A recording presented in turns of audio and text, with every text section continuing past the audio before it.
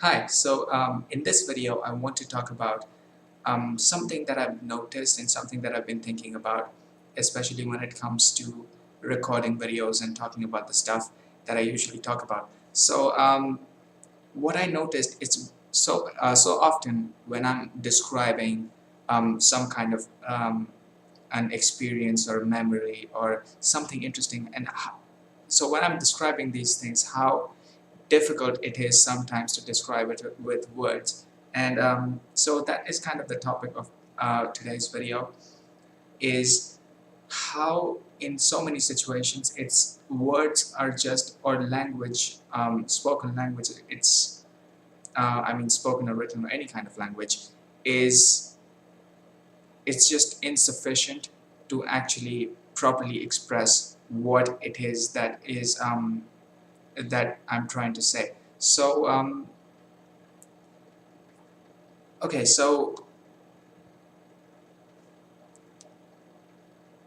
uh,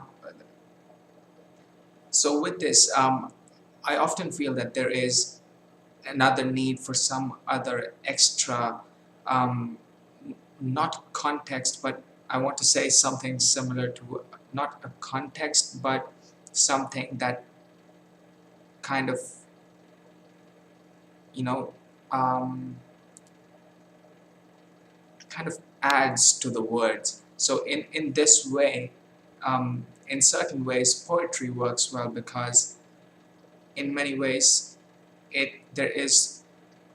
are words and there are those verses, and the way they relate to each other, in many ways it adds another layer of information to it in a way that it expresses what you want to say better.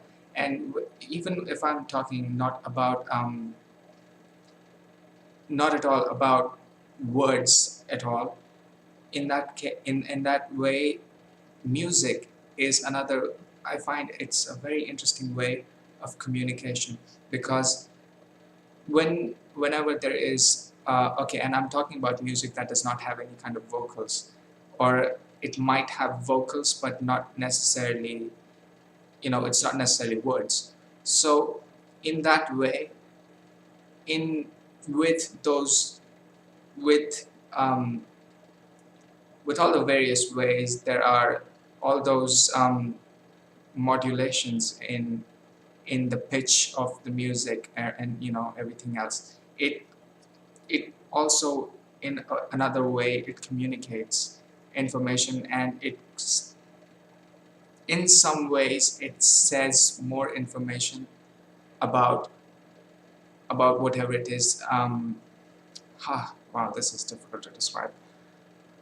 Huh. So in many ways it says and it expresses information where it just directly, the information directly comes to you. There is no, well, first there is an idea, then the idea is translated into words, then the words are communicated, and then again that those words are again translated into an idea. And there is information, um, what was the original idea and how it got finally translated towards the end. Um, it it's not exactly the same thing that it was before. In certain ways it can just change, the meaning of it can get lost. So yeah, those are just a few thoughts on this, and how in certain ways poetry and music can communicate information and express certain more abstract feelings in a way that it just translates, and it just, it directly connects from, idea to idea, I guess. And that is especially, I find that to be true with music. So yeah, those are just a few thoughts on this, and how in many ways words are just not sufficient to directly express what idea is being talked about. So yeah, that's where I'm going to end this video. I don't know what this video was. I just thought I'd talk about this. I don't know if I managed to properly say what I wanted to say, but whatever. So yeah, that's where I'm going to end this video, and I'll see you in the next video. Okay, so I completely forgot to talk about my actually my favorite type of communication, which is visual communication. So I talked about all of this stuff, but the main point, what I wanted to say, I completely forgot about that. So in what I was talking about is, in this way, visual communication works the best because it says so many things, and there are so many ideas and concepts and many abstract ideas that can be expressed very quickly through visual communication. And in that way, so if we're looking at a frame, and in this frame there's something happening in this frame, there is and then there is just so much visual interest can be present in just one frame, and how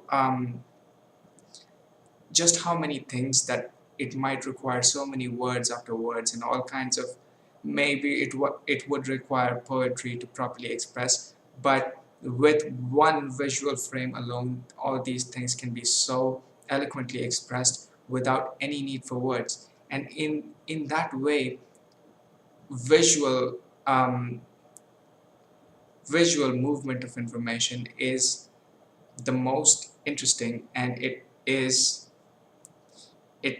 the most aesthetic, and because it just so eloquently communicates and so beautifully communicates what might need to be said, um, and just communicates directly. There's no need for words, there is no need for that language, you know, change of idea to language and language to idea again. It just communicates directly, and in that way, visuals are easily my favorite way of communicating, um, whenever there is ideas or something interesting that needs to be said. So yeah, those were just a few other thoughts that I wanted to say about this video, and that is why I love visuals so much. And well, yeah, often in my videos I don't really add, so far I haven't been adding any visuals to it, because it would just take I don't know how much uh, I don't know how much r- effort, or no, not effort, as it would just require, well, so far in my videos, whenever I'm describing something, I try to describe it visually, even if there is no actual visuals, even if there's yeah. So yeah, those are just a few thoughts on this, and yeah, that's where this video is going to end, and I'll see you in the next video. Bye.